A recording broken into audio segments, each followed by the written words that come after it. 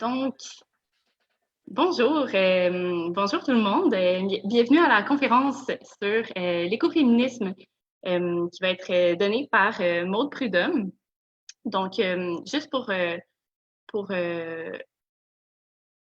pour la période de questions, là, dans le fond, je voulais simplement dire que vous pouvez écrire vos questions tout au long du live dans les commentaires Facebook. On va recueillir ces questions-là. Et dans le fond, à la fin, lors de la période de questions de la présentation de Maude, on va lui poser simplement, puis elle va pouvoir y répondre. Donc voilà, je laisse la parole à Maude Prudhomme. Oui, bonjour. Euh, merci d'être là. Je suis un peu nerveuse, c'est drôle d'être nerveuse comme devant pas grand monde, mais je sais que vous êtes là. Fait que en général, ça me fait beaucoup du bien de savoir que vous êtes là. En général, je vais partager mon écran. C'est la première fois que je donne une conférence avec l'écran partagé. J'espère que ça va bien aller. Il paraît que ça va bien aller. Fait que... Tchoupidou, tchoupidou. C'est bon? Est-ce que vous voyez mon écran? C'est bon, on le voit. OK. Ah, ben, merci d'être là. C'est une période particulière. On y reviendra. On pourra en jaser si vous voulez. Euh, Mon petit moi-même, ben, c'est ça. Je suis déléguée à la transition pour le Réseau québécois des groupes écologistes. Je suis militante depuis, je sais pas, une 15-20 ans. Puis les perspectives écoféministes sont apparues dans ma vie plus dans les années, début des années 2000. J'étais dans un collectif qui s'appelait Libertaire, puis un autre collectif qui s'appelait Les Panthères Roses, qui est un collectif queer pro-féministe. C'est là qu'on a commencé à en parler plus. Puis depuis 2007, j'ai collaboré plus avec Elsa Beaulieu sur des demandes d'ateliers sur les perspectives écoféministes, entre autres émanant de la Fédération des femmes du Québec, de d'autres organisations. Puis depuis, là, dans le fond, c'est des ateliers que j'offre puis j'anime dans différents milieux. J'apprends à chaque fois avec les gens qui sont présentes. Alors, je suis sûre que je vais apprendre encore aujourd'hui. Ah, vous le voyez, mais vous ne le voyez pas plein écran. Hein? Est-ce que Peut-être. c'est plein écran, la présentation? Est-ce que Moi, vous la voyez? je le vois pas plein écran. Sinon, si tu n'arrives pas à le faire, c'est bien correct.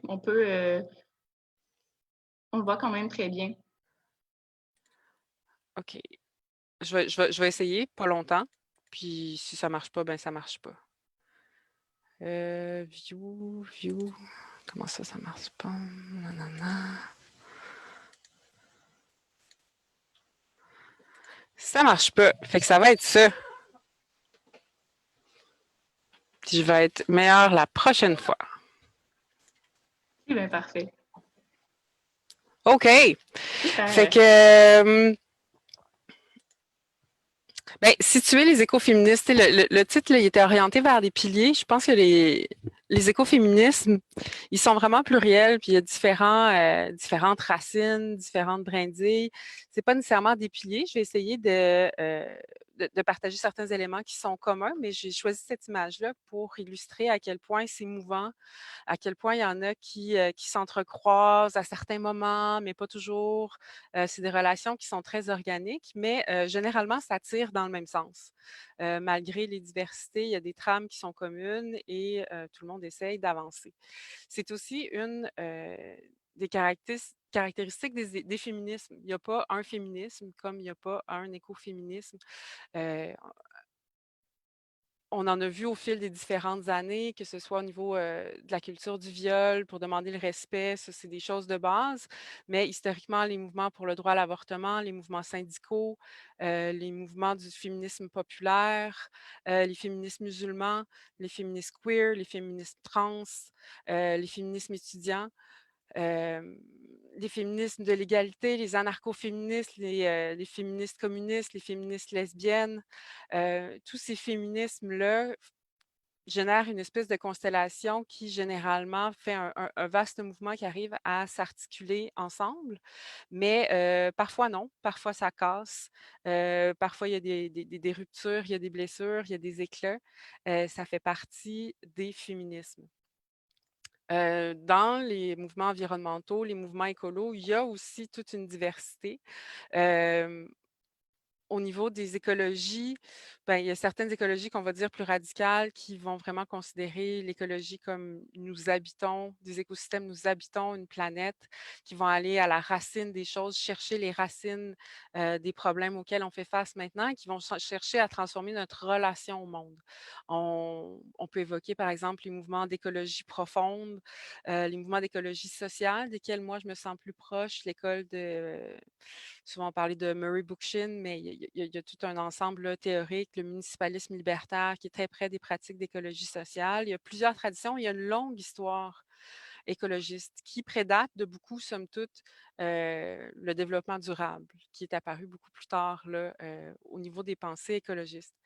Euh, il y a les écologismes décoloniaux qui sont plus présents ces dernières années au niveau de la conscience allochtones, mais qui sont présents depuis des siècles. Il y a les écologismes du droit humain.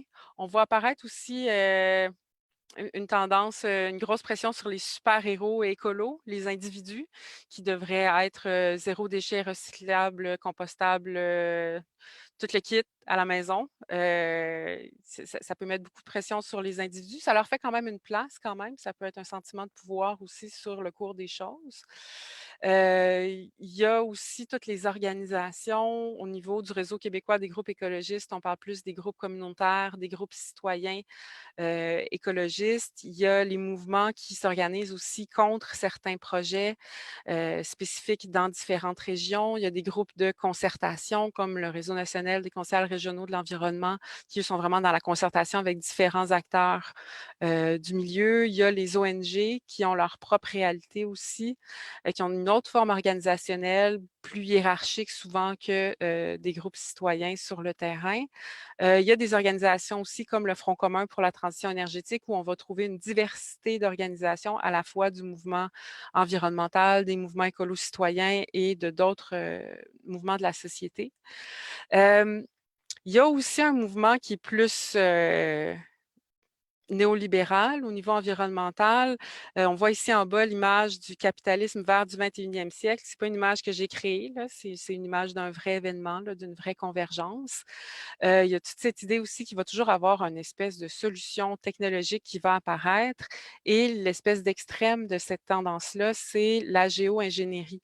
J'ai fait une place spéciale à la géo-ingénierie parce qu'avant, je la trouvais un peu ridicule, comme bien du monde, mais c'est une tendance qui prend de plus en plus d'ampleur. La géo-ingénierie a comme espèce de prémisse qu'on peut, euh, de façon très ingénieuse, mais avec des gros, gros mécanismes d'ingénierie, transformer le monde, à savoir, par exemple, étendre des tonnes et des tonnes de sulfate d'argent à la surface des océans pour refléter le rayonnement solaire ou ma préférée ou ma pire, ce serait c'est on pourrait lancer toutes les bombes de la planète vers le soleil, puis là, ça nous éloignerait par action-réaction du soleil. Fait que là, vu que le rayonnement est égal à la moitié du carré de la distance, ben ça réduirait le rayonnement.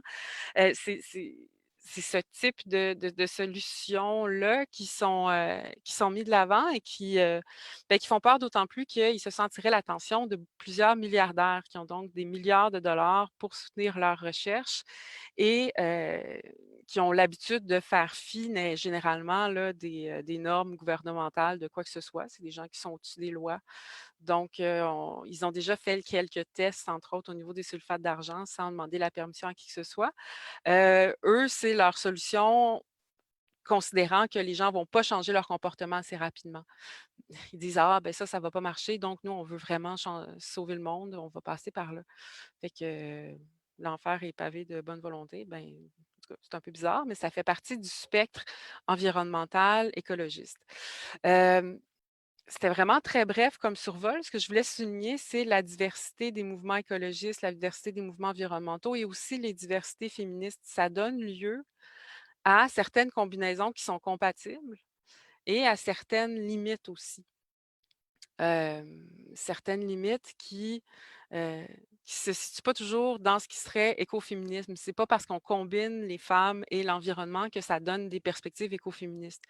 On va explorer un peu davantage ce qui constitue des caractéristiques, mais c'est pas n'importe quelle combinaison qui le fait. Hem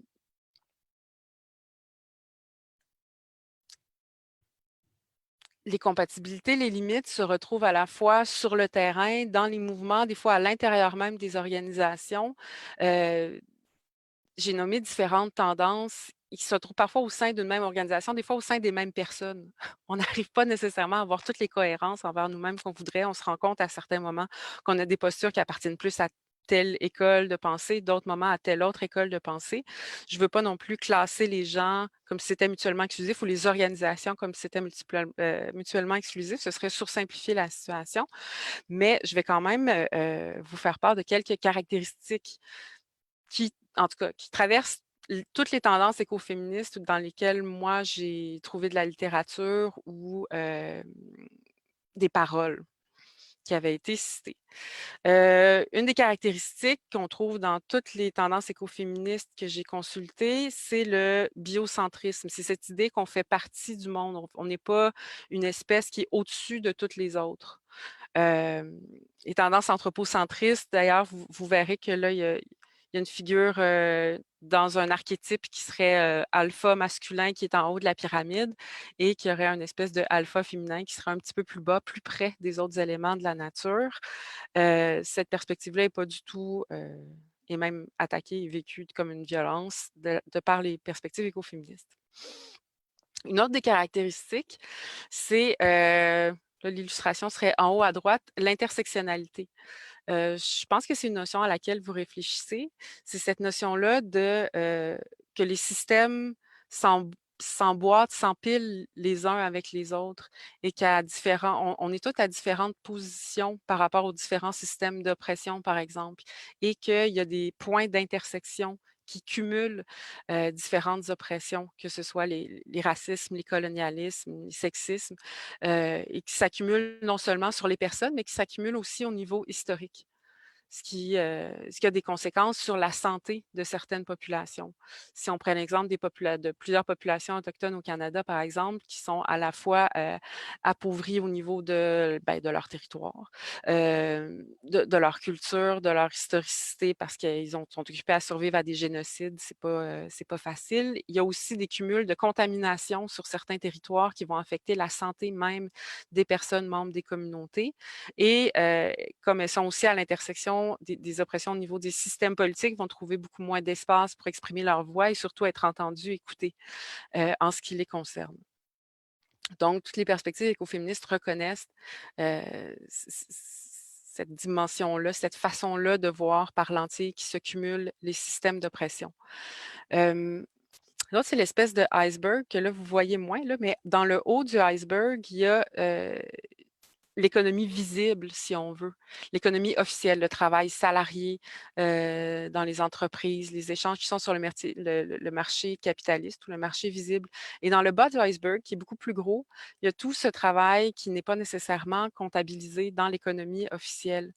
Le travail qui est hors du marché au niveau des coopératives, il y a souvent des dimensions qui sont moins officielles au niveau de l'entraide, au niveau du travail de reproduction, au niveau du travail au noir. Toutes les réalités des sans-papiers, les réalités des gens qui sont moins documentés, qui ne font pas partie de ce qu'on voit sur le top de l'iceberg. Les perspectives écoféministes vont reconnaître l'importance du reste de l'iceberg et ça donne que les demandes qui sont faites, les perspectives qui sont mises de l'avant, c'est des changements qui sont systémiques. C'est pas des petites réformes, c'est pas des petits accommodements à l'intérieur des mêmes rouages du système, mais c'est vraiment de changer les systèmes comme tels. C'est définitivement une des limites par rapport à certaines combinaisons environnementales et genres qui vont, si elles ne remettent pas en question des systèmes, pas se qualifier, si on veut, euh, comme écoféministes.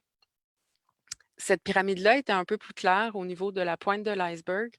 C'est vraiment une reconnaissance à ce moment-là des différentes sphères de travail. Je l'ai rajouté parce que dans le contexte actuel, ça inclut aussi tout le travail de soins Le travail de soins est énorme en ce moment à travers le monde. Il y a aussi toute la division le soin des enfants, le soin des personnes âgées, le soin en général. On voit la pointe au niveau des infirmiers, infirmières, mais surtout infirmières, mais du système de santé en général.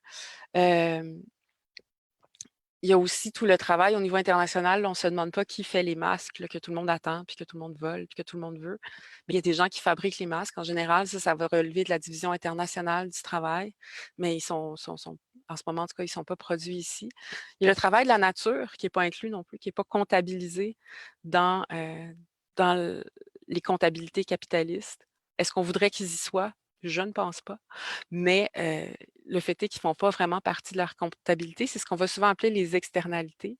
Tout le travail des colonies aussi, dans les visions coloniales, ne rentre pas de la même façon dans les comptabilités. J'espère que c'est clair. Dans les éléments caractéristiques, donc, des écoféministes, il y a une grosse reconnaissance du soin, du travail du care, de la dimension politique du care. Il y a une reconnaissance du travail invisible, non seulement dans le fait qu'il existe, mais dans le fait qu'il y a une valeur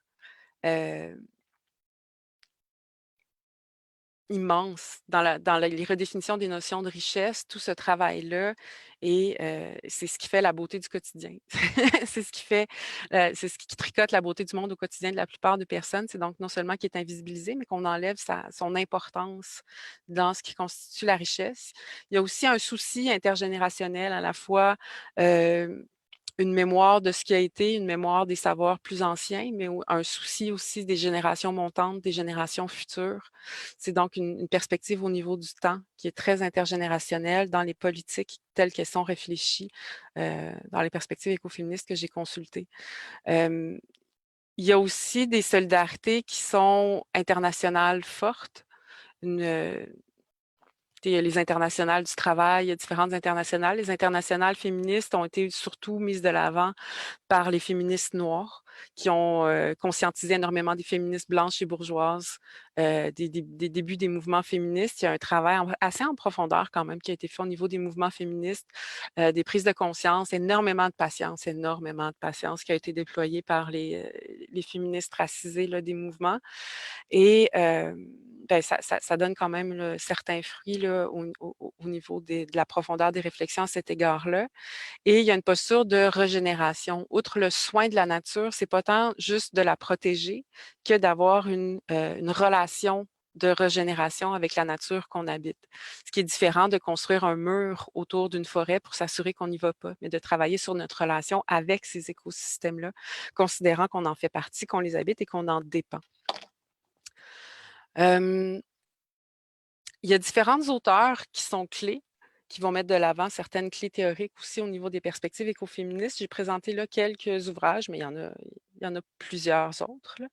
Il y a celui de Maria Maïs et Vandana Shiva, Écoféminisme, qui se trouve peu en français, mais je vous suggère d'en faire les demandes à vos bibliothèques lorsqu'elles réouvriront. C'est un livre vraiment intéressant. C'est une série d'articles sur différents aspects, différents sujets. Ce n'est pas juste un livre qui se suit. Et Maria Maïs, elle, qui est basée en Angleterre, qui a une perspective, disons, du centre, si on veut, de la métropole et pour plusieurs du point d'origine au niveau de l'industrialisation au niveau mondial. Et Vandana Shiva, située en Inde, qui a une perspective de féministe du Sud, et qui est aussi physicienne, mais qui conjugue les perspectives de physique théorique avec des éléments spirituels traditionnels. Ça donne un tout autre regard sur des éléments comme le contrôle des semences, par exemple, qui est un de ses sujets de prédilection. Fait que ça, c'est un des ouvrages qui est intéressant, entre autres au niveau d'un regard sur le contrôle de la reproduction, que ce soit du contrôle des corps des femmes, que du contrôle de la reproduction au niveau des semences, au niveau de la biodiversité. Françoise d'Aubonne, le féminisme ou la mort, ça rigole pas. Le féminisme ou la mort est vraiment intense. C'est à elle qu'on attribue la notion d'écoféminisme, le mot comme tel. Ceci dit, c'est pas comme si elle avait inventé l'ensemble du corpus d'analyse politique, mais c'est à elle qu'on attribue le mot. Elle, elle est partie des féministes séparatistes, des féministes lesbiennes séparatistes, qui disent non, on veut juste plus dealer avec ça. On veut juste plus avoir à dealer avec le machisme au quotidien et on va s'en séparer physiquement parce qu'on ne veut pas le subir. Des perspectives assez intenses, mais quand même très intéressantes au niveau de ce qu'ils élaborent dans le travail de guérison, par exemple, ou au niveau de certaines radicalités qu'on se permet des fois plus tellement. Il y avait un moment là, d'audace au niveau féministe là, qui laisse à penser. Caliban et la sorcière de Silvia Federici, ben, là, on tombe dans un autre registre. Silvia Federici, une grande analyste au niveau du travail. Une grande analyste au niveau du travail invisible, de la division historique du travail, de la division internationale du travail. Mais qui, là, dans Caliban et la sorcière, va jouer au niveau historique. Ailleurs, on y reviendra.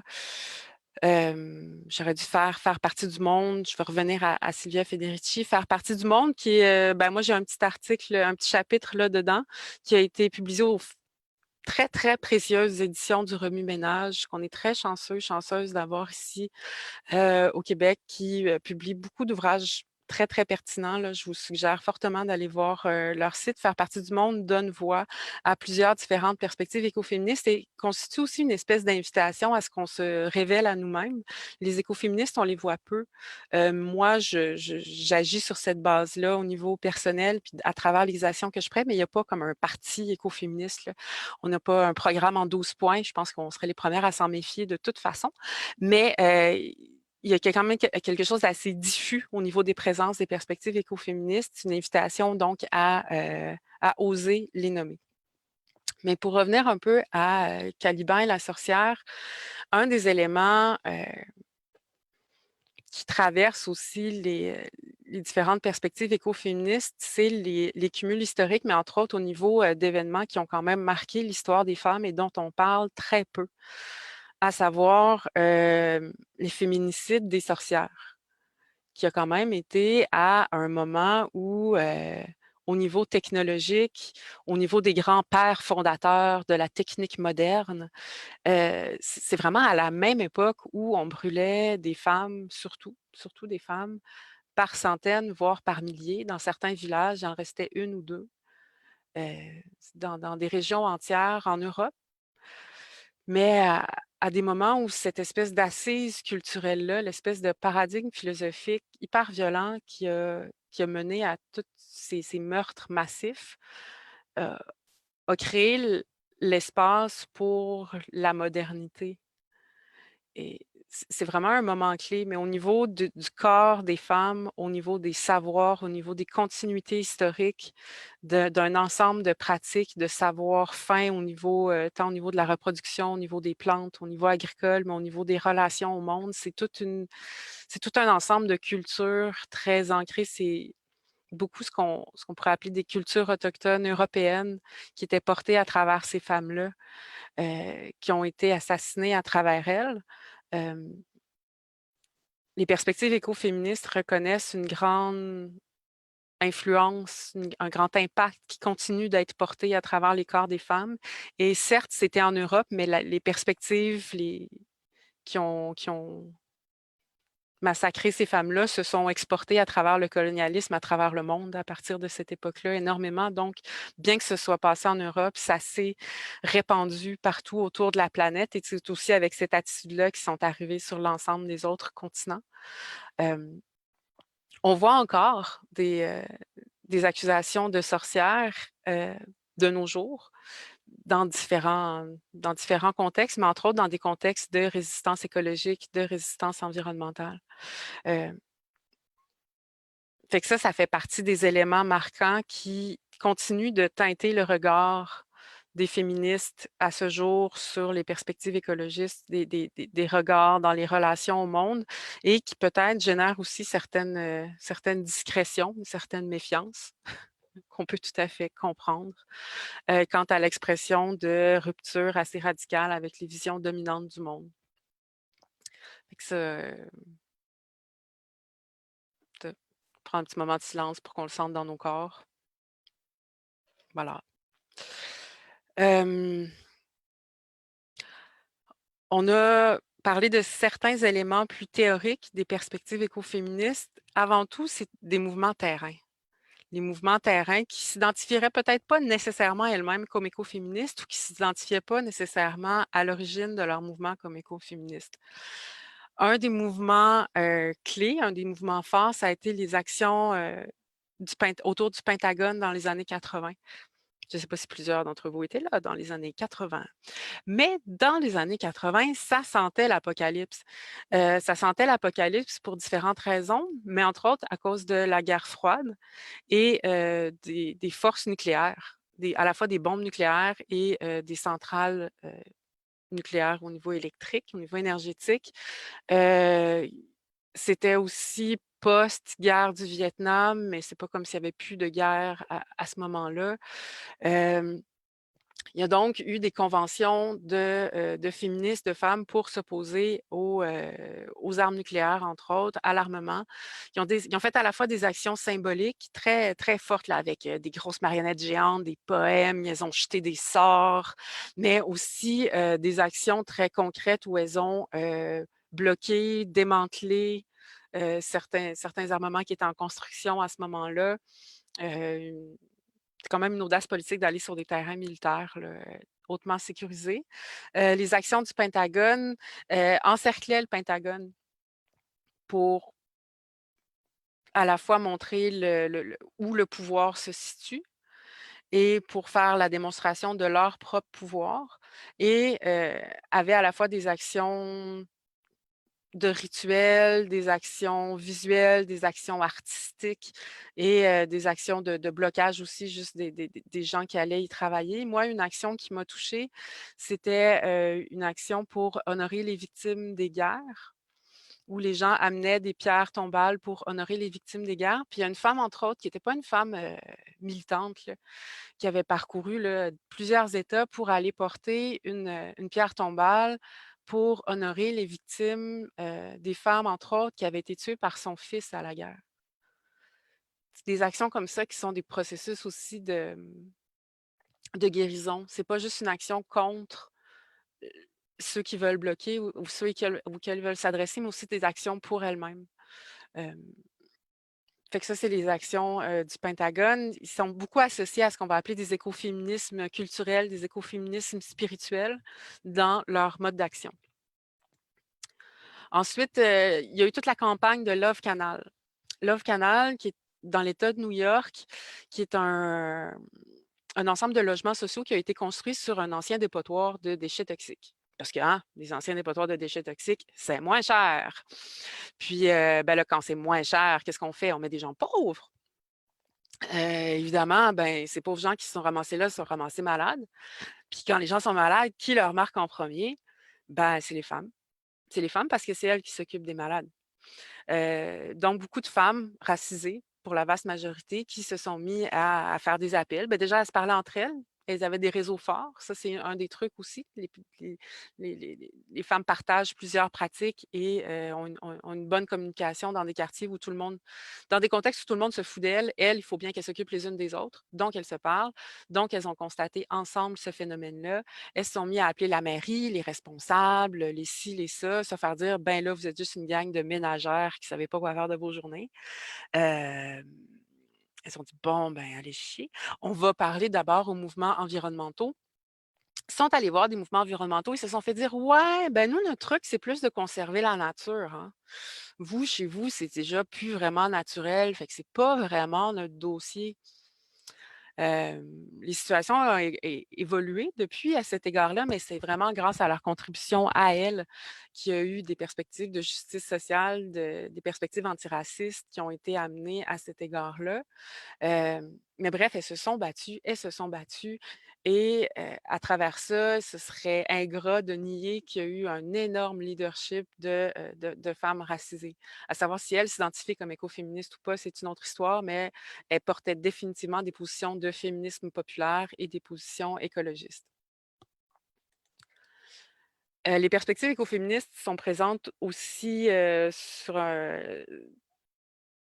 en Afrique, sont présentes en Asie. En Afrique, une des grandes figures de proue, c'est Wangari Maathai. Wangari Maathai qui a parti le grand mouvement de la ceinture verte.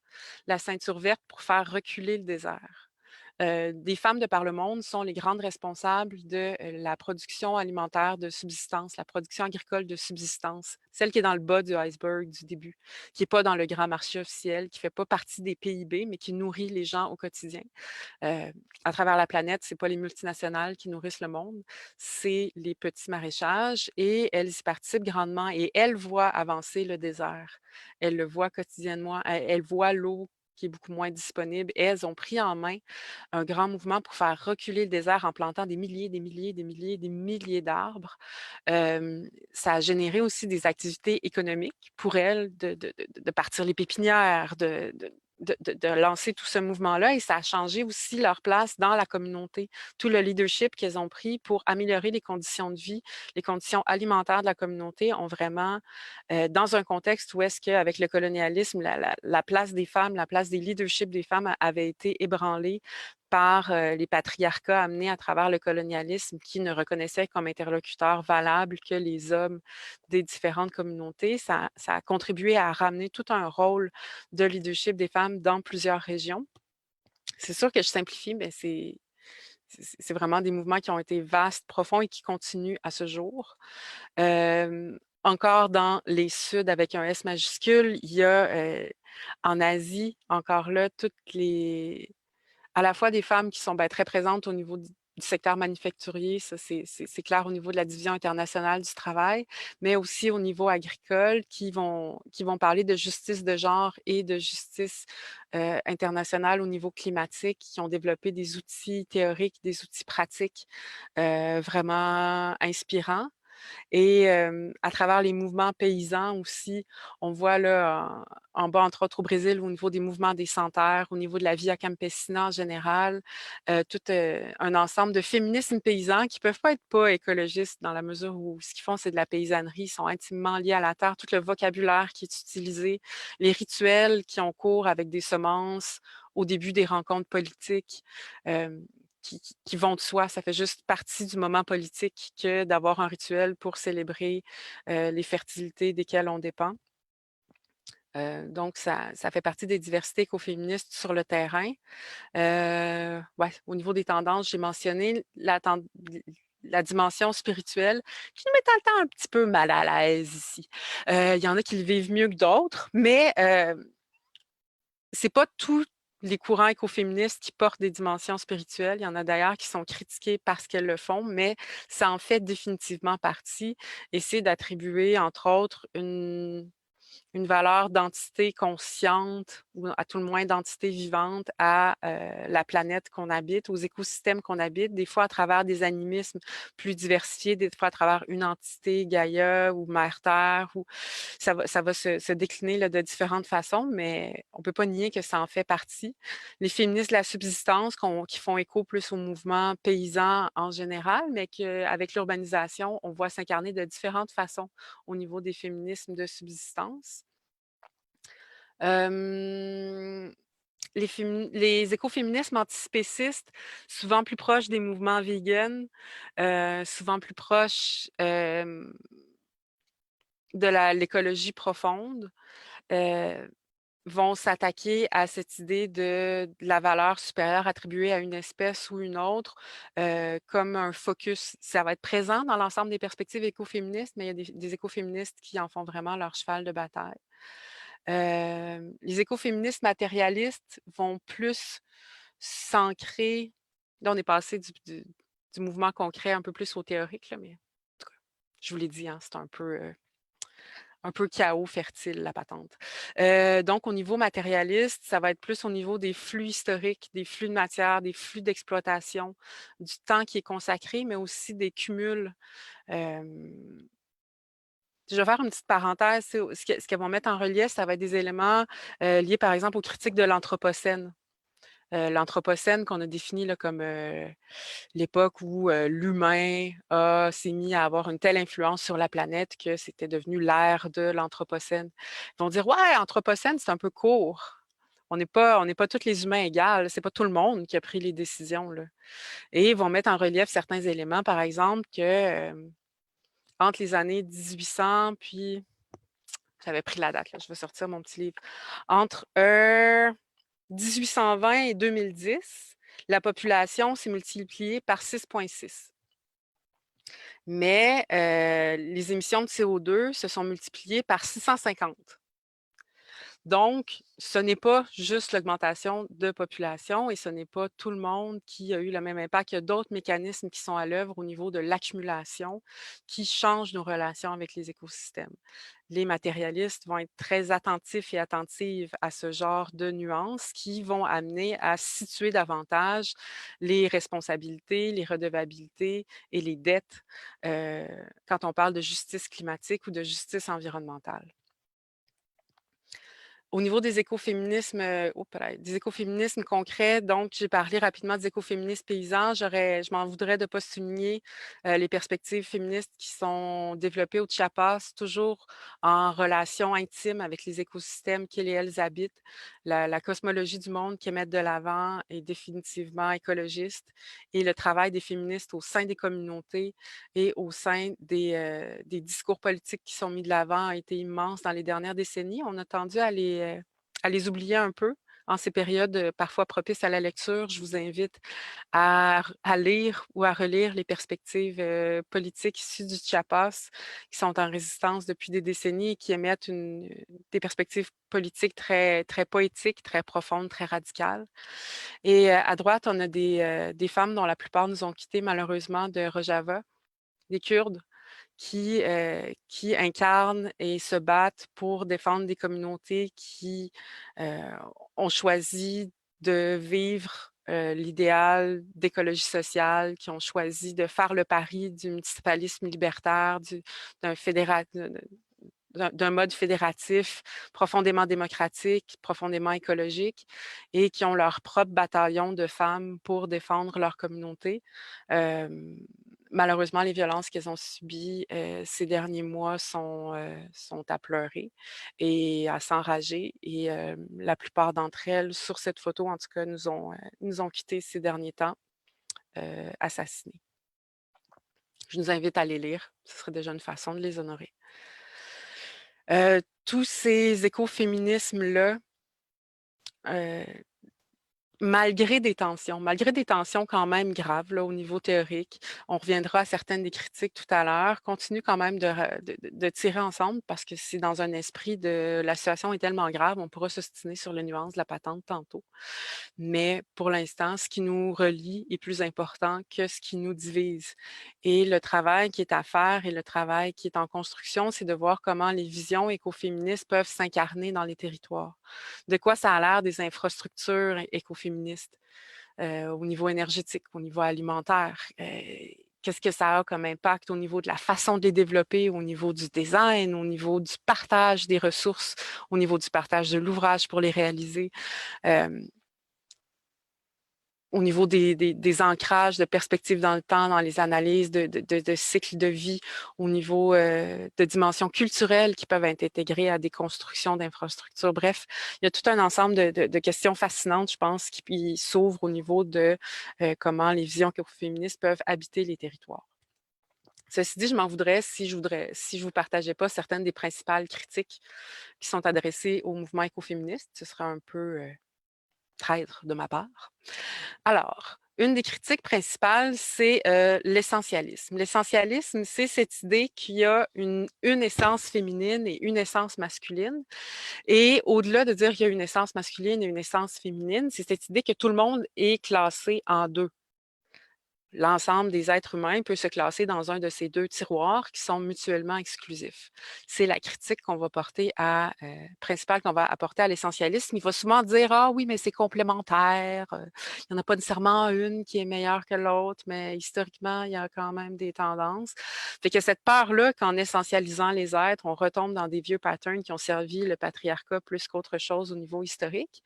Mais il y a aussi que ça réduit la complexité des êtres qui sont beaucoup plus complexes.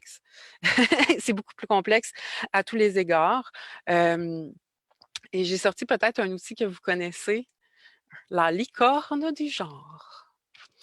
Alors, la licorne du genre nous amène à réfléchir au fait que les identités de genre, qui peuvent être femmes, hommes ou autres, ou pas de genre, sont distinctes de l'expression du genre qu'on peut se donner à travers certains attributs au niveau des vêtements, au niveau du corps, qui sont encore une fois différents du sexe qui va être assigné à la naissance. Et là, on souligne que c'est un sexe qui est assigné à la naissance parce qu'à la naissance, c'est généralement, en tout cas, ça a l'air que c'est pas toujours si clair que ça.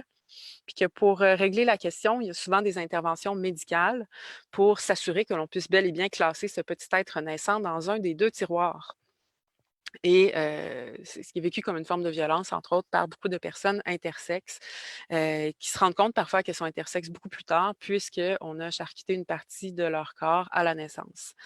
Ça, c'est encore distinct d'une attirance sexuelle envers des femmes, des hommes, des personnes non genrées.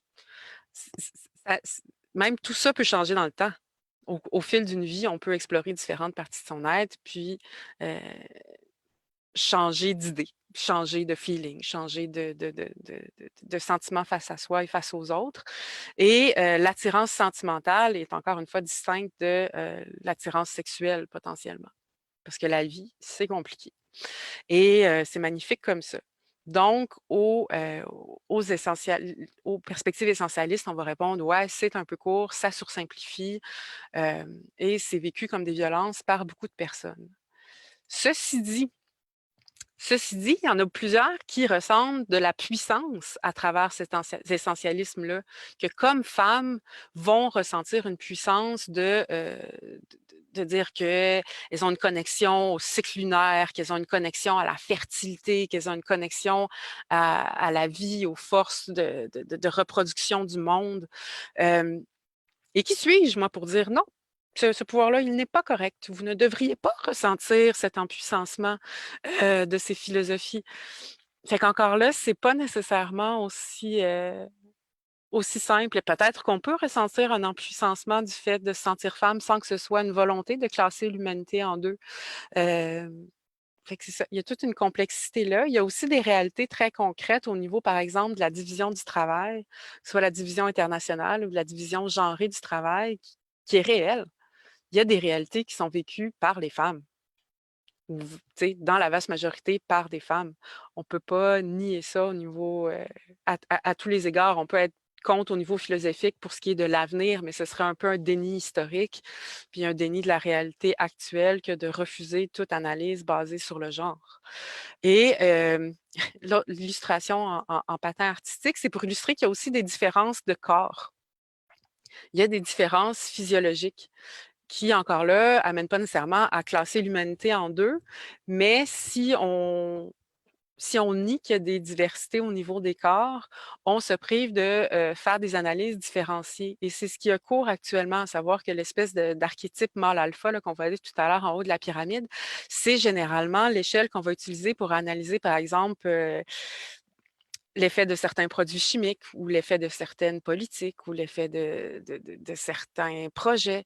Et le fait qu'on ne différencie pas les impacts sur les différents corps va fausser les données. Le fait aussi que, par exemple, au niveau de l'accumulation des produits toxiques dans des corps plus adipeux. Moi, j'ai un corps qui est plus adipeux. Et dans mon corps plus adipeux, dans mes graisses, je vais accumuler différemment les produits toxiques que dans d'autres types de corps qui vont avoir moins de tissus adipeux, qui vont être de différentes formes. Les cycles hormonaux vont être affectés de façon différente par certains produits chimiques. Donc, sans nécessairement vouloir le classer en deux, c'est une volonté quand même de reconnaître qu'il y a des différences. Euh, Fait que ça, c'est au niveau de l'essentialisme. Au niveau d'une autre critique, il y a cette idée d'appropriation, que les perspectives écoféministes s'approprient certains mouvements qui eux-mêmes ne s'en réclament pas. Entre autres, des perspectives de leadership de femmes autochtones de par le monde qu'on trouve magnifiques, puis on dit «Ah, c'est écoféministe». Est-ce que c'est de l'appropriation? Peut-être. Peut-être que ça en est, puis c'est important d'y être vigilante. Est-ce que c'est de la reconnaissance qui porte des corpus historiques, qui porte des corpus philosophiques et qu'on y raisonne? Est-ce que c'est une façon de célébrer? Peut-être. Peut-être que c'est ces deux choses-là en même temps. C'est définitivement une sensibilité qu'on doit porter si on veut avancer de façon respectueuse. Celle-là, on l'a déjà vu.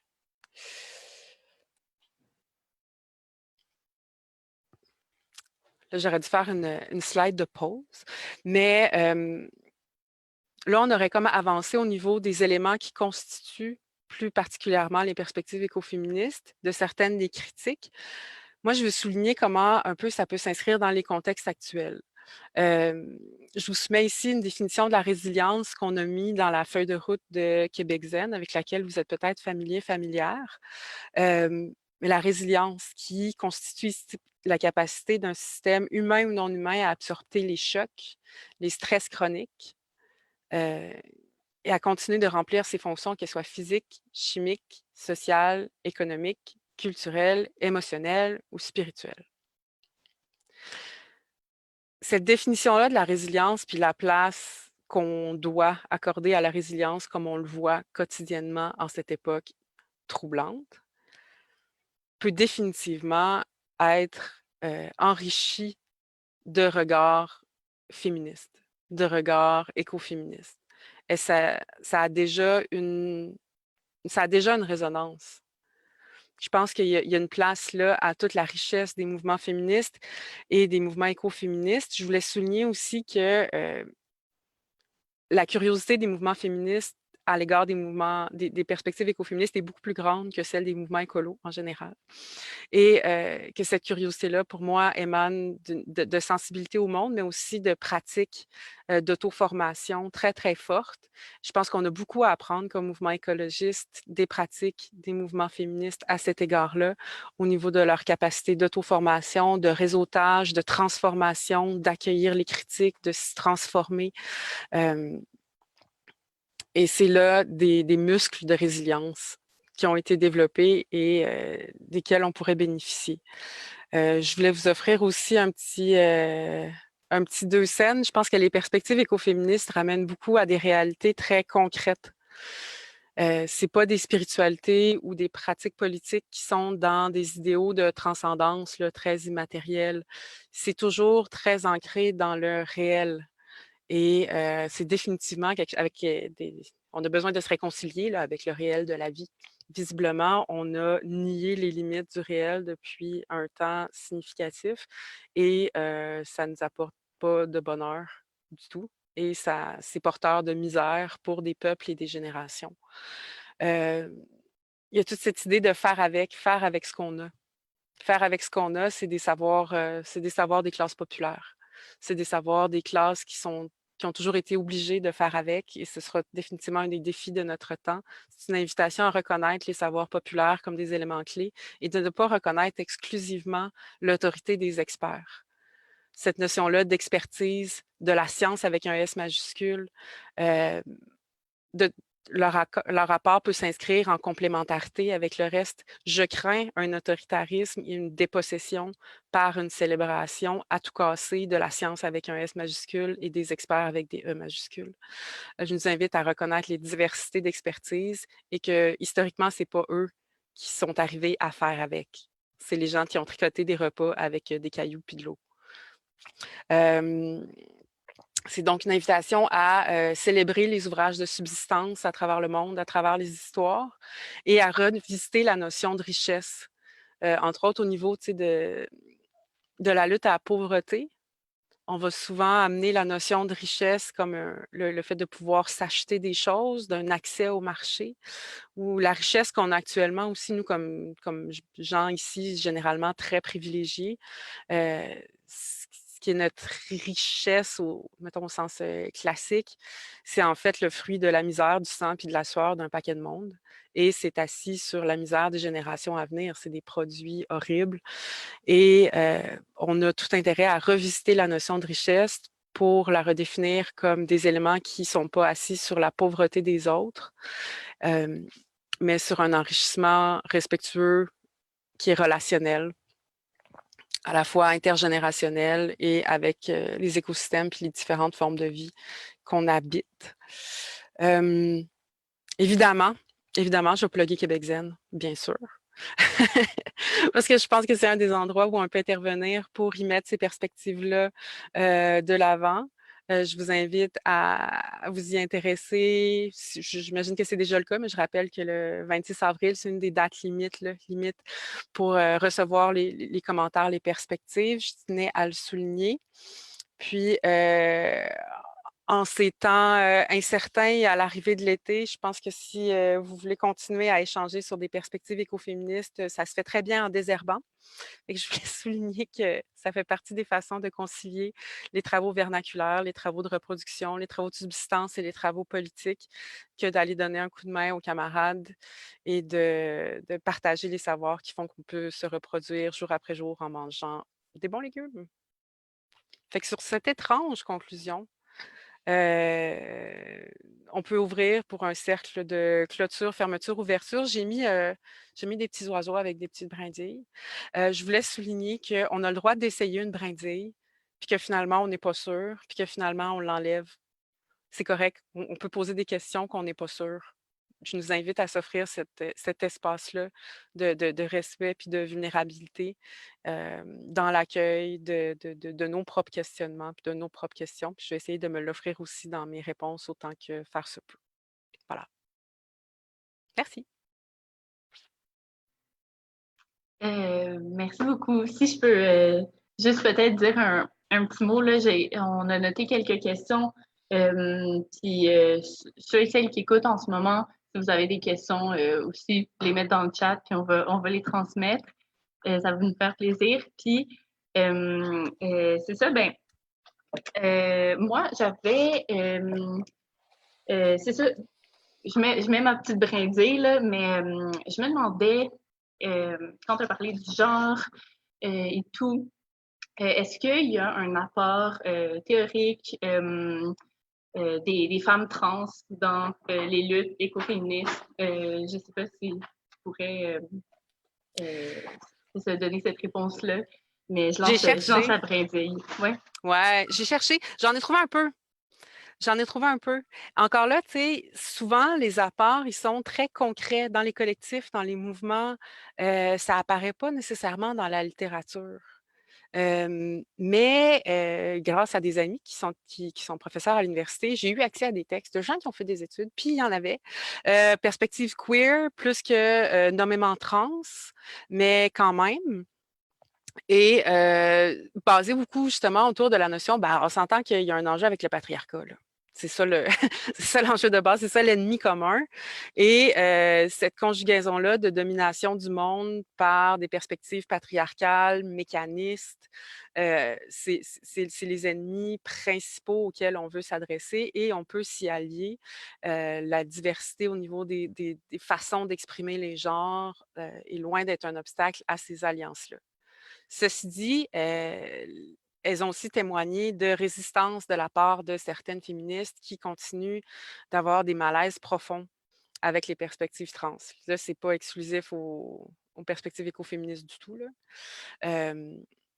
Par contre, il y a le fait qu'il y ait aussi une grande présence des féministes lesbiennes au sein des mouvements écoféministes, au niveau de la diversité des expressions de genre, de ce qui est attribué au féminin est quand même très diversifié. C'est différent de la notion de trans, mais ça s'approche quand même de plusieurs perspectives queer dans les diversités d'expression de genre, puis dans l'éclatement de ce qui est dit féminin.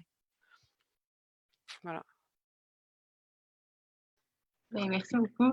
Merci beaucoup pour cette réponse. Puis on avait préparé c'est ça, une autre petite question, là, comme, tu sais, concrètement, euh, comment est-ce que, genre, dans le day-to-day, comment être un bon allié quand on s'identifie pas comme femme avec, c'est ça, avec tout ce qu'on vient d'apprendre maintenant. C'est ça, comment être un bon allié? Hmm. Ben, je pense qu'il y a vraiment différents aspects pratiques, différents aspects théoriques. Ça peut être des choses, c'est dans une reconnaissance, par exemple, au niveau de la division genrée du travail. Ça peut être le soin d'organiser des services de garde, le soin le soin de porter une attention à tout ce qui fait que des événements sont plausibles et que les gens puissent y participer, d'avoir une analyse de genre pour essayer de pallier à certains phénomènes systémiques. Je pense que ça fait partie des pratiques qui sont importantes. Ensuite, au niveau de la valorisation des idées, de la valorisation au niveau des types de vocabulaire qui sont employés. Je soulignais là, les scientifiques avec des S majuscules, mais je pense qu'on est en train de risquer de reproduire quelque chose d'un peu grave. Pas que je ne crois pas à la science ou que les féministes ne croient pas en la science, c'est juste de replacer la science dans son rôle. Puis quand même de ne pas oublier le contexte historique dans lequel les autorités scientifiques se sont établies. Dans une espèce de loupe historique et de façon magnifique, il y a beaucoup de femmes et de féministes qui sont entrées dans les milieux scientifiques et qui ont amené certaines précisions importantes au niveau des notions de genre et de sexe, mais aussi en général qui ont fait avancer la science au niveau de la santé des femmes, au niveau de la médecine, qui ont découvert le clitoris, c'est quand même une avancée. Mais en général, là, au niveau de la santé, mais je sens une espèce de risque de basculement là, au niveau de l'autorité qu'on peut accorder aux scientifiques en sarrau blanc par rapport au savoir populaire. Fait que je pense que c'est au niveau aussi de la façon dont on accueille des perspectives issues des milieux populaires sur les enjeux écologistes qui vont arriver avec un corpus puis un autre vocabulaire, puis de l'accueillir avec bienveillance, de l'accueillir avec reconnaissance, de l'accueillir avec respect. Je pense que ce serait une autre des perspectives. De s'intéresser à ce que les mouvements féministes font. Tu sais, la Fédération des femmes du Québec, la Marche mondiale des femmes, au niveau des États généraux du féminisme, a des positions vraiment intéressantes, et ça depuis plusieurs années au niveau écologiste, au niveau environnemental. Il y a eu très peu nécessairement de recherche d'alliance avec ces mouvements-là. Je pense que ce serait une autre façon de le reconnaître. Puis après, il y en a plein qui ne me viennent pas à l'esprit maintenant. Puis s'il y en a qui veulent, à travers leurs interventions, en amener d'autres, pourquoi pas. Mais de s'assurer que tout le monde est autour de la table, parce que, outre les perspectives féministes, on se souviendra que ce que je voulais surtout mettre en lumière, c'est la nuance au niveau de la complexité. Tu sais, que c'est complexe et que c'est magnifique ainsi. Puis la part des féministes antiracistes, la part des féministes décoloniales, des perspectives décoloniales en général. Fait que je pense que c'est le souci de qui est autour de la table et de regarder qui n'est pas là, sans nécessairement dire on ne peut rien faire parce qu'ils ne sont pas là, mais se demander comment on fait pour qu'ils soient là ou comment on fait pour être des meilleurs alliés, mais quand même continuer à avancer parce que le fait de laisser aller les destructions n'est pas nécessairement l'avantage de quiconque non plus. Ouais, de les lire, d'essayer de changer le ratio d'hommes blancs dans ses lectures. Oui, c'est ça. Oui, pendant que tu parlais, ça m'est venu. Ben, tu y as répondu un petit peu, là, ça m'est venu à l'idée la question de comme, où est-ce qu'on les trouve, ces voix-là, pour remplacer la science, mais tu y as répondu un petit peu là, à travers les organisations et tout. Puis ouais, ben, merci pour ta réponse. Puis on avait quelques petites questions dans le chat. Donc, là, j'ai plein de bruit autour de moi. Donc, il y a une Dominique Labbé qui demandait qu'en est-il de la charge mentale de la contraception? Je savais que si on m'a bien entendu, encore une fois, c'est ça. Tu avais quelque chose à dire là-dessus? Ben, je suggère vraiment, il y a plusieurs écrits intéressants là-dessus. C'est sûr que la charge mentale autour de la reproduction en général, la contraception ou tout ce qui est de la gestion de la reproduction, des choix autour de la reproduction ou non. Ben, dans les lectures historiques, c'est sûr qu'il va être mis en relief à travers différents écrits écoféministes qu'il y a eu toute une hécatombe des femmes qui portaient ces savoirs-là à travers les féminicides, puis à travers les colonialismes, qui avaient différents moyens, qui continuent d'avoir certains savoirs là, qui persistent, mais qui avaient différents moyens qui avaient existé à travers l'histoire pour célébrer l'autodétermination des femmes qui peuvent, en tout cas, des gens qui ont des utérus pour décider ou pas si elles veulent se reproduire, qui était un travail collectif aussi qui était moins nécessairement individuel. Au niveau de la charge mentale, il y a tous les soucis de santé au niveau de la médecine. Les avancées au niveau de la médecine à cet égard-là ont été très lents, très, très, très, très lents. Et il y a encore beaucoup de désagréments. C'est pas facile d'articuler des perspectives qui soient à la fois, tu sais, avec tous les moyens contraceptifs actuels dans des perspectives écologiques. C'est pas facile, tu sais, l'effet cumulatif de la pilule dans l'eau. Euh, on a vraiment là, des solutions à inventer qui ne devraient pas incomber qu'aux gens qui ont des utérus. Définitivement, ça devrait être collectivisé comme défi à relever. Euh, mais c'est sûr qu'au niveau de la charge mentale, c'est comme si en général, il y a tout un repartage à faire. Il faut rappeler à l'autre que c'est dans sa charge mentale. Puis là, c'est dans notre charge mentale de se l'être noté que ce serait sa job, mais il faut y rappeler que c'était sa job. Tu sais, j'ai pas de solution magique. Je peux juste dire qu'il y a vraiment des écrivaines inspirantes qui ont écrit sur ces aspects-là, que ça fait du bien à lire.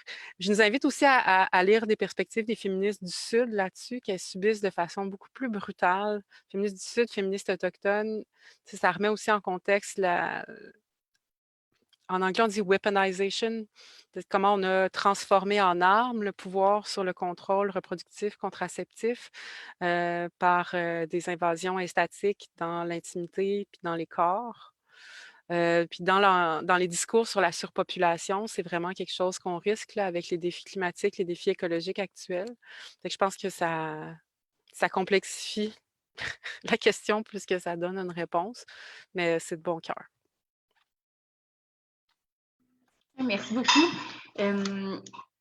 On avait une autre question que j'aurais pu, dans le fond, amener avant celle sur la contraception. Juste une petite précision que quelqu'un demandait sur qu'est-ce que vous entendez par les autorités scientifiques. Peut-être, c'est ça, juste en quelques mots, là, on avait ce concern-là. Ouais, ben tu sais, je milite c'est ça, comme écologiste depuis un bon bout de temps, puis il y en a qui militaient avant depuis un bon bout de temps, puis qui disaient des choses que là, les scientifiques disent, puis là, soudainement, c'est vrai. Il y a quelque chose au niveau de la reconnaissance des paroles qui est très, très inégal, puis qui peut reconduire des dynamiques d'oppression puis de privilège de façon assez grave. Ça a pris énormément de temps avant que les scientifiques euh, arrivent à reconnaître, par exemple, à quel point les formes de vie puis les différents éléments du monde sont interconnectés, alors que les différentes traditions autochtones de par le monde le martèlent depuis des millénaires. Mais il n'était pas nécessairement écouté quand il s'opposait à certains projets qui disaient non, mais tu peux pas harnacher une rivière, là, tu vas couper la veine. Tu sais, tout ça est relié à la forêt, ou si tu coupes la forêt, tu vas polluer la rivière. Ça a pris vraiment du temps avant qu'on reconnaisse qu'ils avaient raison. Finalement, ils avaient raison. Et j'ai l'impression qu'il y a un risque de reproduire ça. Ce que j'entends par autorité scientifique, puis encore là, c'est pas que je m'oppose complètement à leur rôle, c'est le niveau d'autorité qu'on leur accorde. Euh, Puis il y en a qui l'ont reconnu, il y en a qui ont eu l'humilité de le reconnaître. J'aurais aimé ça avoir la référence là, sous la main, mais qui vont dire nous, comme scientifiques, on est excellents pour offrir un reflet documenté de la réalité et des tendances actuelles. Mais si on convient que les défis climatiques sont avant tout sociaux, politiques, économiques, puis culturels, ben moi, je suis chimiste. C'est pas moi qui ai les solutions.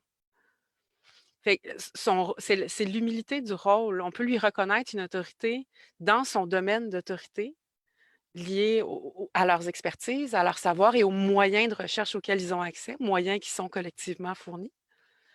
Mais au niveau de leur autorité dans des sphères qui sont hors de leur champ d'expertise, je pense que là, il y a un glissement énorme. Et c'est là qu'on risque, là. Et il y en a qui peuvent s'emballer là-dedans aussi, là, qui vont accepter cette autorité-là qu'on va leur accorder. Généralement, les gens, quand on leur en donne plus d'autorité, ils la prennent, hein. Fait que je pense que c'est collectivement de reconnaître la juste place des différents savoirs et des différentes autorités. Au niveau scientifique, j'espère que ça répond à la question. Tu sais, si on peut parler, par exemple, aux experts du GIEC, tu sais, ils avaient beaucoup de ces mêmes chiffres-là il y a 20-30 ans.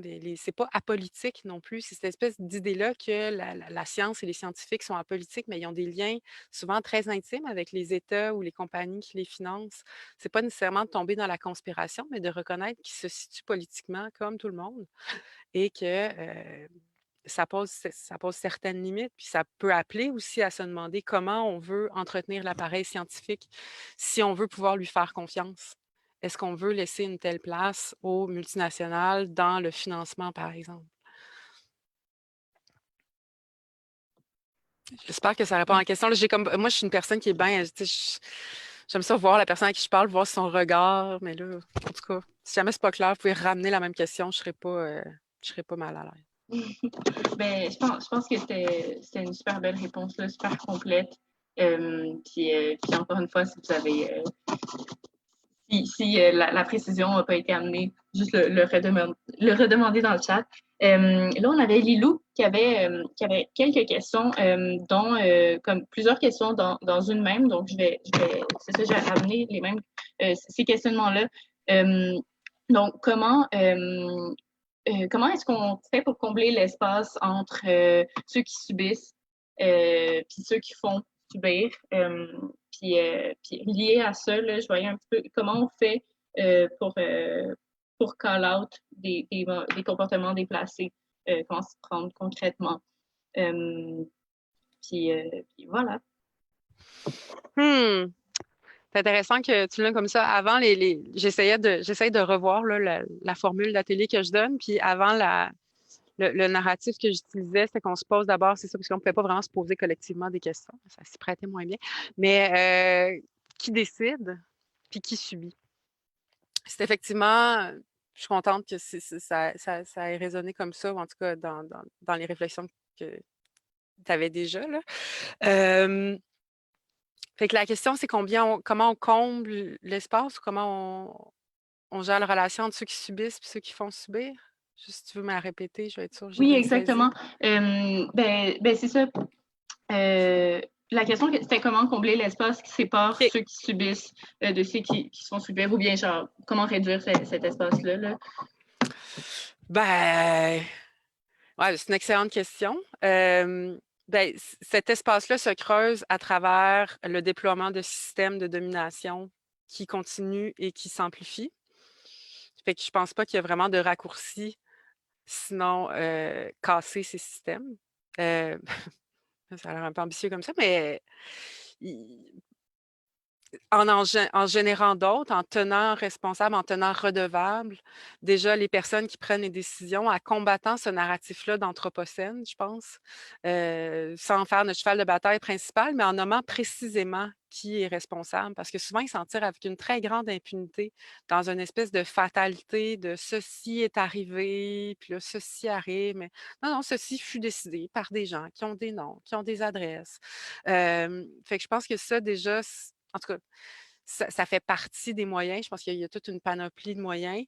Euh, en générant d'autres systèmes, par exemple au niveau économique, parce que veut pas, leur pouvoir est assis sur des siècles d'accumulation, mais je pense que ça va passer par des mouvements audacieux. Là. Ça va prendre des mouvements de repossession, ça va prendre des mouvements de remettre des gens à leur place. Ça va prendre des mouvements, ça va prendre des rapports de force. Là. Ça va prendre que nous, on construise des rapports de force, on s'en tirera pas. Après ça, comment on fait ça socialement, distancé, une toute autre question. Mais il y a quelque chose qui tient du rapport de force. Je pense qu'on peut s'inspirer des mouvements, à la fois des mouvements féministes, des mouvements syndicaux, des mouvements révolutionnaires qui ont marché. Les mouvements révolutionnaires qui ont marché ont créé des rapports de force, ont usé de diversité des tactiques, ont construit des forces aussi, c'est pas instantané. Se sont dotés là, de façon de communiquer qui soit sécuritaire, se sont dotés d'outils défensifs, d'outils de soins, d'outils offensifs. Je pense qu'il y a une audace politique aussi. Je pense aussi au mouvement des sans-terre au Brésil. Je suis en train de lire un livre qui s'appelle The Weapons of the Weak.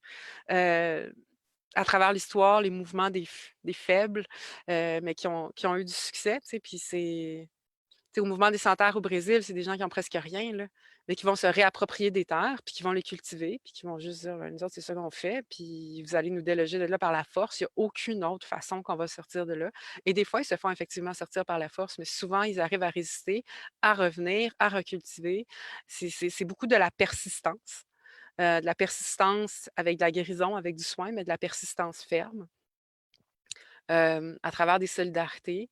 Puis je pense que c'est ça, d'étudier les mouvements qui ont marché, mais d'en tirer des leçons. Puis les narratifs officiels de pourquoi les gens ont gagné sont souvent différents de pourquoi les gens ont effectivement gagné. Tu sais, d'aller voir un peu plus en profondeur ce qui a été des éléments clés des réussites passées. C'est sûr que notre époque a ses caractéristiques propres, mais pas si exceptionnelles que ça non plus. Comment on call out? Ben d'abord, tu sais, je veux reconnaître que des fois, on n'a pas la force. Des fois, on n'a pas la force, on n'a pas le goût, on est écœuré, puis c'est bien correct. Puis là, on n'a pas à filer bad de ne pas l'avoir call out. Tu sais, il y a comme une couche qu'on se donne à nous-mêmes de culpabilité de ne pas l'avoir faite. Enlevons cette couche. On peut en parler à nos alliés, ceci dit, tu sais, de dire là, hey, là, j'aurais voulu le call out, puis je ne l'ai pas fait, puis je me demande pourquoi je ne l'ai pas fait. Tu sais. De se demander collectivement pourquoi on ne l'a pas fait si on ne l'a pas fait. Puis sinon, ben, la meilleure façon de call out, c'est call out. Il y a pas de recette magique. Je pense que de se sentir forte, de le faire est une chose. Moi, j'ai trouvé vraiment aidant de faire adopter certains principes au sein des organisations dans lesquelles j'étais. Par exemple, au Réseau québécois des groupes écologistes, on a travaillé à adopter un code de pratique solidaire qui nomme des choses comme dans les espaces qu'on génère comme organisation, on en est responsable. On est responsable qu'ils soient solidaires et respectueux des personnes qui sont là. Donc, une joke de mon oncle, c'est pas tolérable.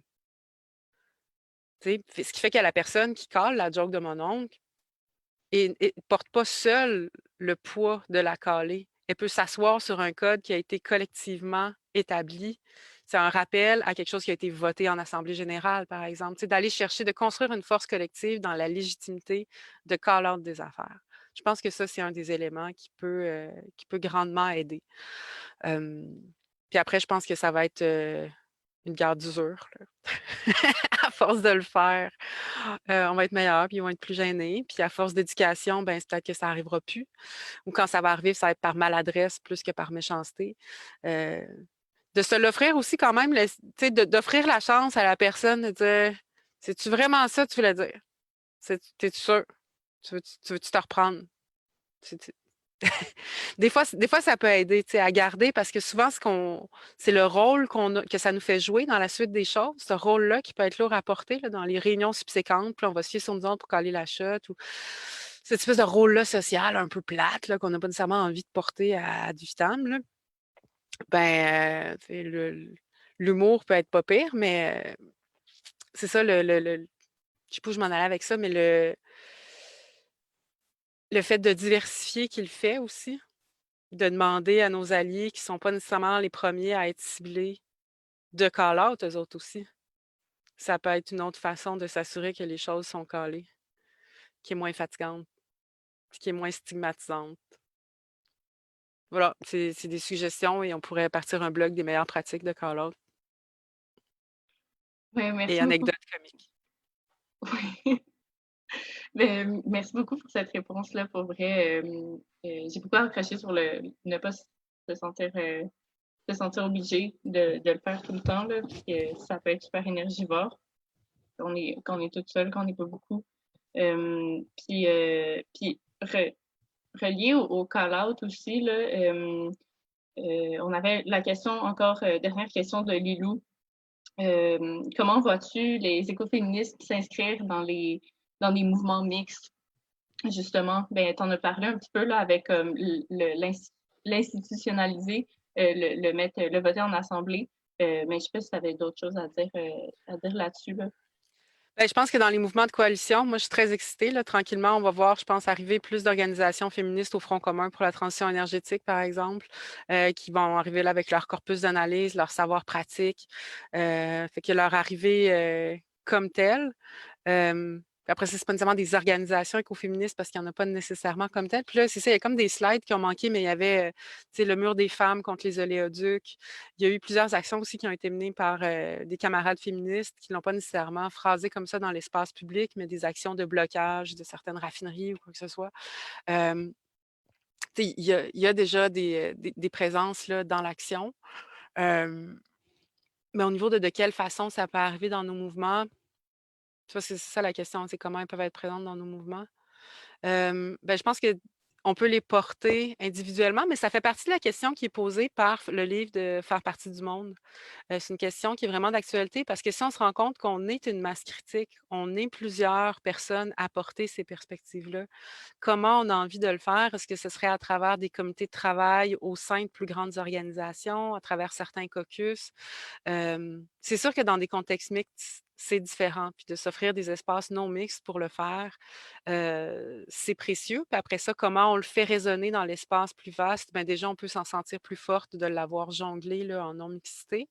Fait que je pense que de s'offrir ces espaces-là est une des clés. Euh, et de... Hmm. Ouais, j'essaie de penser à différents ateliers que je vais faire en contexte de mixité, par exemple. Ça a vraiment été là, inégal. Euh, je pense que c'est aussi d'avoir l'humilité de se préparer à certains échecs cuisants, là. Ça va pas tout le temps marcher, puis ça va pas tout le temps marcher du premier coup, puis des fois, il va falloir s'expliquer longtemps. Puis c'est des cas de persistance et de patience. Puis je pense que c'est pas une question de baisser ses exigences, mais d'étaler dans le temps les gains qu'on peut, les gains qu'on peut faire sans jamais déroger de nos principes, mais puis de donner des espaces de légitime colère aussi, là. Peut-être qu'il y aurait quelque chose au niveau de la production médiatique à explorer, de la production artistique. Si je pense aux moyens qui ont été déployés là, dans les différents mouvements, c'est sûr que les dimensions culturelles ont été importantes. Surtout à différents égards, mais de s'assurer que ce qu'on produit rejoint différents publics, puis est accessible, avec pas trop de mots à 4 syllabes, là. Que ça puisse résonner large. Je pense que ce serait, ça ferait partie des moyens. Là, on a vu se lever, c'est pas tout à fait ça, vous me direz, certes, mais mère au front, je sais pas trop. Je sais que ça a résonné chez nous avec les centres de femmes. Puis c'est de voir, OK, on se dit, ah, ben, c'est peut-être un peu essentialisant, puis ça nous ramène au rôle de reproduction. Certes. Mais peut-être que ça peut être un espace intéressant pour amorcer des conversations, tisser des alliances. Puis il y a cette idée-là que, c'est peut-être pas un fit parfait dès le début, mais chemin faisant, si on arrive à maintenir une relation, on peut se transformer. Mais si ça rompt dès le départ, ben là, on n'a plus de chance d'avoir accès à transformer quoi que ce soit. Fait que après, on pourrait exiger quand même plus de flexibilité par la part de certains acteurs. Mais je pense que c'est de ne pas sous-estimer aussi comment au sein des différentes organisations, il peut y avoir des alliés. C'est peut-être pas notre interlocuteur principal. Peut-être que notre allié est dans un autre comité, mais de ne pas classer toute l'organisation comme étant incompatible avec toute possibilité de collaboration. Ce n'est pas cette personne-là qui est la bonne pour pouvoir collaborer. Fait que de persister à essayer de trouver qui ça pourrait être, parce que généralement, il y en a. J'espère ne pas trop m'être égarée, mais c'est une magnifique question. Merci beaucoup. C'est super généreux là, comme toutes tes réponses. Puis il y a une autre petite question de Lydia, mais avant ça, il y en a une autre qui a pop-up dans ma tête là, par rapport à ce que tu as dit. T'as parlé on a parlé des espaces non mixtes, espaces non mixtes de femmes, mais est-ce que comment j'ai entendu parler récemment de la nécessité d'avoir des espaces non mixtes d'hommes ou de presseurs, entre guillemets. Puis est-ce que tu aurais comme 2-3 mots à dire pour ces espaces non mixtes d'hommes, justement, comment gérer ça entre boys?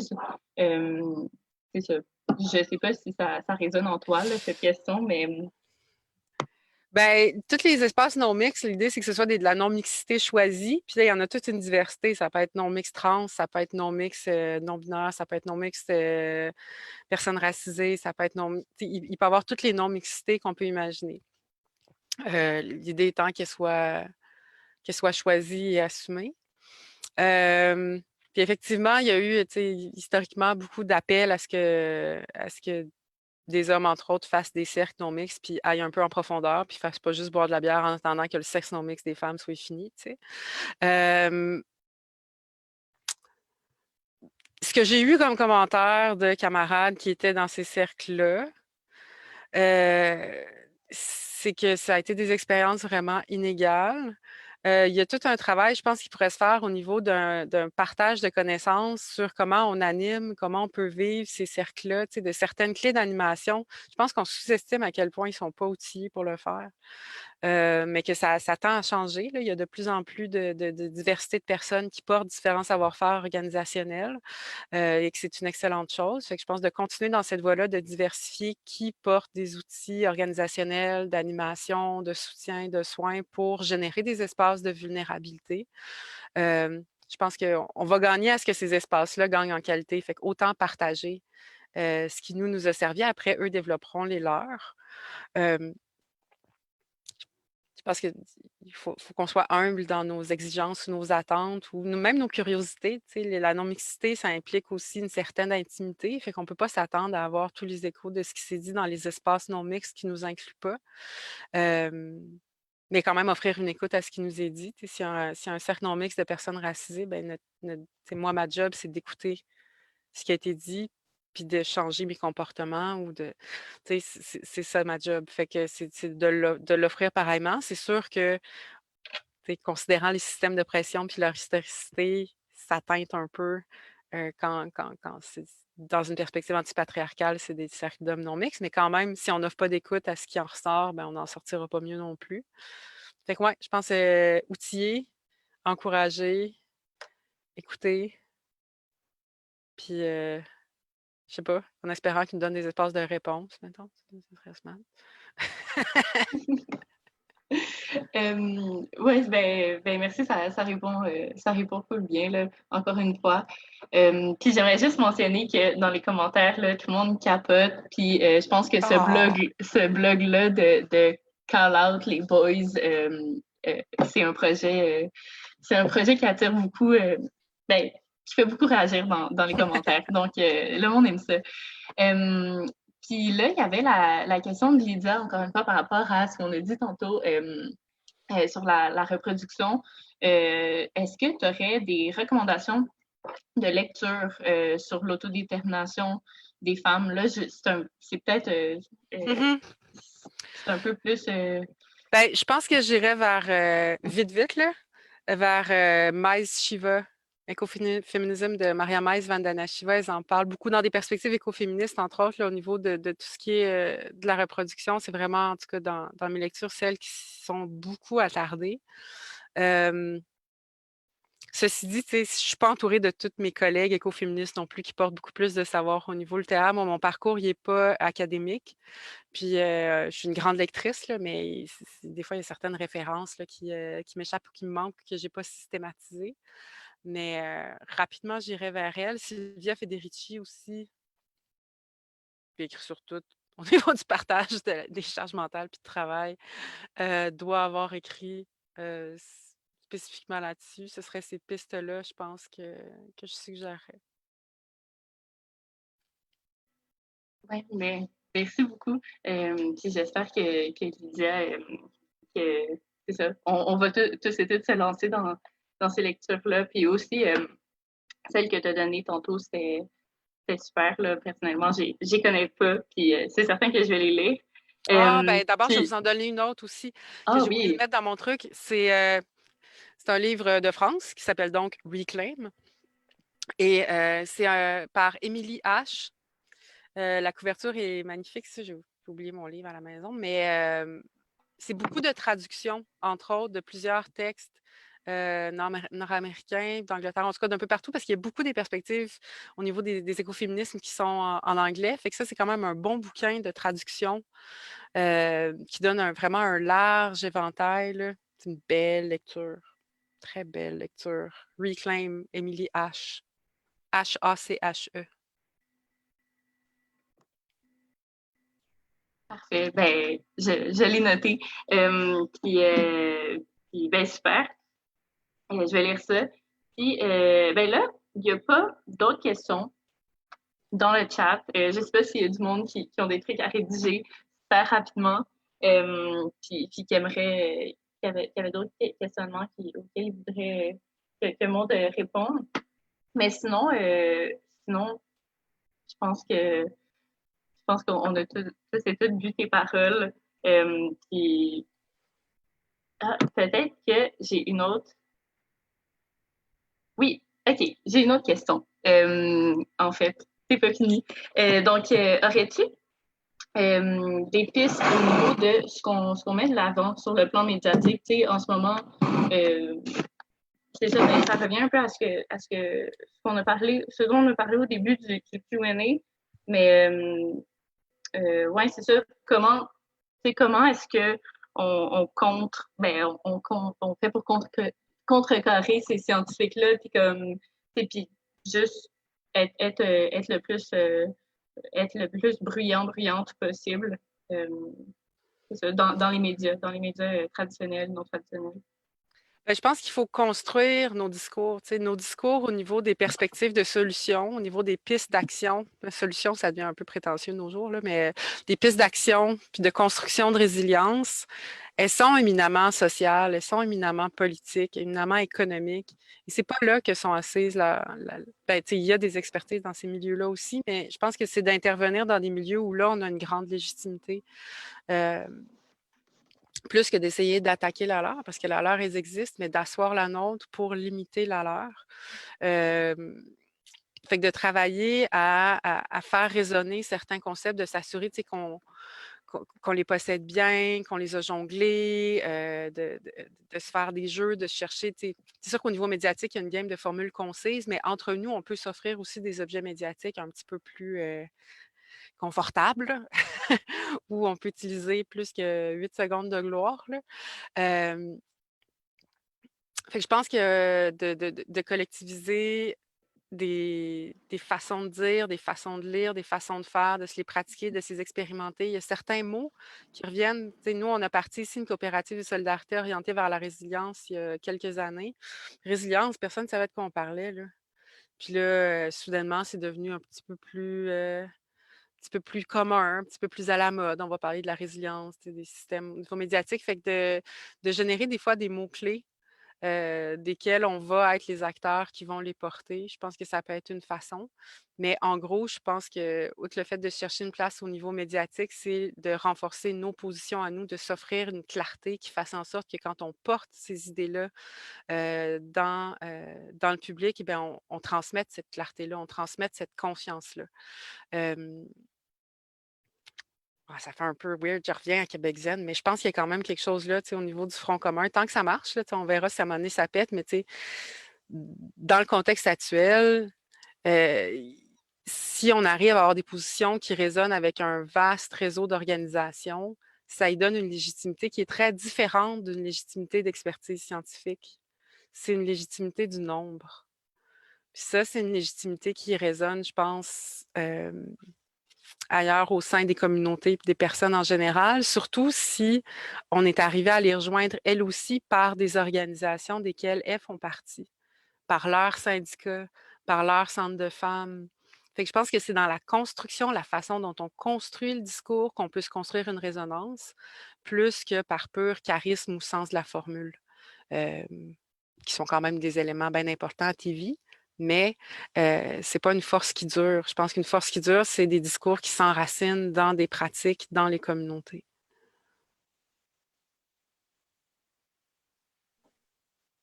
Ouais, merci beaucoup. Merci beaucoup pour cette réponse-là qui revenait un peu, en fait, comme boucler la boucle là, de notre question-réponse, j'ai l'impression. Puis c'est ça, encore une fois, s'il y a d'autres questions, lâchez-vous lousse dans les commentaires. Puis sinon, je voulais juste je voulais juste mentionner qu'on a eu Milly qui demande s'il y a une discussion d'organiser après.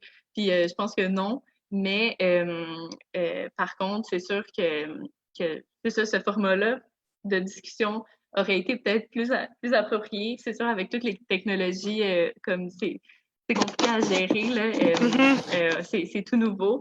Ben, la technologie, c'est pas tout nouveau pour tout le monde, mais les vidéoconférences, là, on rush un peu. Mais c'est ça, ben, sinon, on se recontactera pour une discussion sur Zoom à plusieurs. Là. Je suis sûre qu'il y en a plein qui seraient intéressés. Ben ouais, Mais, ben en tout cas, moi, je serais ravie de vous entendre. Je trouve ça vraiment particulier là, d'être dans un contexte un peu mono. Là, une chance, je peux parler avec Florence, mais c'est ça, je vous remercie de l'espace qui a été offert. J'espère très fort qu'on aura d'autres espaces où je pourrai davantage vous entendre puis qu'on pourra davantage échanger. On essaie aussi de construire là, tranquillement peut-être un réseau là, de comparses pour tricoter les perspectives écoféministes là, collectivement, puis essayer de voir quelle trame on veut ramener dans les mouvements qu'on habite, dans nos politiques écologistes, féministes en général. J'y fonde beaucoup d'espoir dans le mieux, mais beaucoup de guérison aussi pour passer à travers les temps présents. Je vous suggère de vous y repuiser si jamais vous êtes épuisé un petit peu. Puis je vous remercie. Puis à la prochaine, nous nous déconfinerons. Puis merci à toi. Là. Honnêtement, c'était super précieux. Tout ce qui a été dit, moi personnellement, j'en avais vraiment besoin. Je suis certaine qu'il y en a plein d'autres qui en avaient super besoin. Puis c'est ça. Sinon, j'ai vraiment beaucoup aimé. C'est ça ta perspective sur la crise actuelle, puis aussi sur comme ce qui est invisible, ce qui est visible dans l'économie. Je pense qu'on parle beaucoup d'économie en ce moment, puis comme je trouve que ça résonne beaucoup avec justement ce qui se passe avec la COVID et la fin du capitalisme en général. Donc, c'est ça. Je voulais simplement te remercier pour toute ta générosité.